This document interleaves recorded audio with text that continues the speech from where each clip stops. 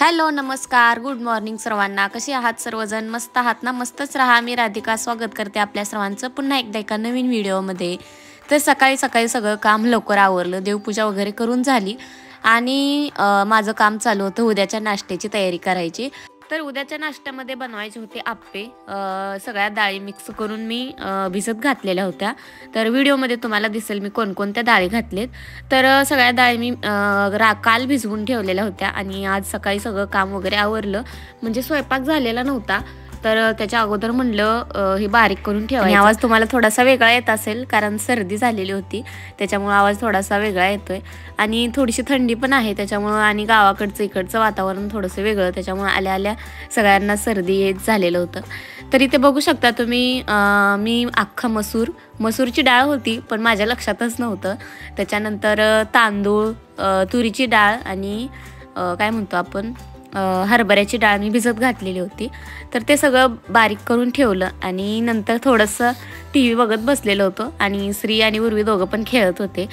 तरी ते बघा मी पाय पुसणी चालू केलेली होती, तर एवढी बनवून झाली आणि रोज थोडंसं करते, त्याच्यामुळं जरा वेळ लागला। आठवडा झाला असेल मला। आणि अशी गोलच मी बनवले, स्टारची पण बनवायला येते पण त्याला थोडासा वेळ लागेल म्हणून म्हणलं आता फक्त गोलमध्येच बनवायची।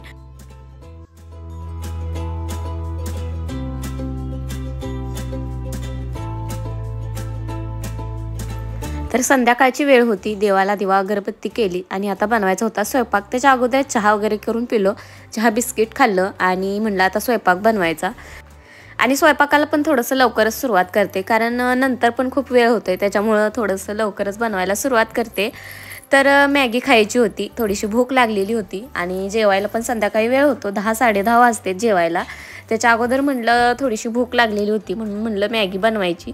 आणि मॅगीसुद्धा पूर्ण बंद केले, जास्त खात नाही मॅगी, कारण मॅगीसुद्धा जास्त खाऊ नये असं म्हणते, त्याच्यामुळं पूर्णच बंद केलेली। मला वाटते 4-5 महिने झाले असतील मॅगी आम्ही आणून, त्याच्यानंतर आत्ताच आणली।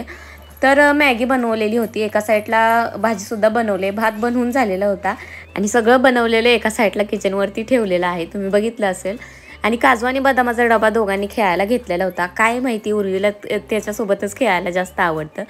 सगळा स्वयंपाक वगैरे करून झाला, त्याच्यानंतर जेवण वगैरे बनवून झालेलं होतं, खाऊन झालेलं होतं आणि ह्यांनी येताना स्वीट घेऊन आलेले होते दुकानातून घरी येताना। तर गुलाबजामुन आणि रसमलाई आणलेली होती, तर या तुम्ही सुद्धा खायला।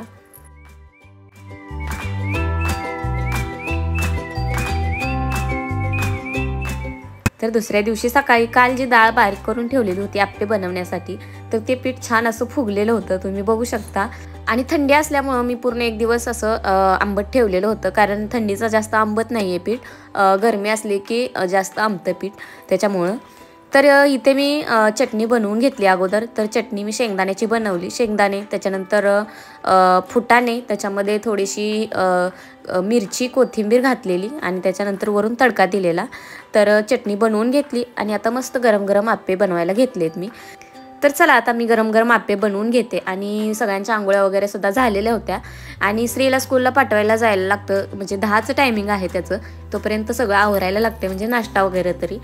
तर त्याचं आवरून वगैरे झालेलं होतं आणि त्याला एवढं जास्त आवडत नाहीत आप्पे, तरी पण म्हणलं आता टिफिनमध्ये हेच द्यायचं। आणि चपाती वगैरे बनवायचं म्हणलं तर आता त्याला भाजी वगैरे बनवायसाठी वेळ लागेल, त्याच्यामुळं म्हणलं आता चटणी पण बनवलेली आहे आणि त्याच्यासोबत गरम गरम आप्पे पण द्यायचे म्हणलं टिफिनमध्ये।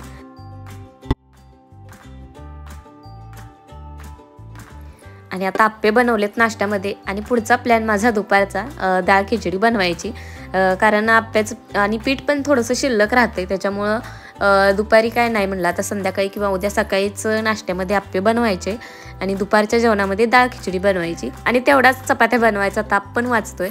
आणि दुपारी खायचं म्हणलं तर लगेच खाऊ वाटणार नाही, त्याच्यामुळं म्हणलं दुपारी काय स्वयंपाक बनवायला नको।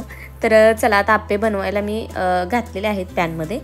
तर नाश्ता वगैरे करून घेते आणि नंतर बाकीचं काम वगैरे सुद्धा आवरायचं आहे, कपडे वगैरे। चला मग गरमागरम आप्पे बनवून घेते, खाऊन सुद्धा घेते, तुम्ही सुद्धा या नाश्ता करायला।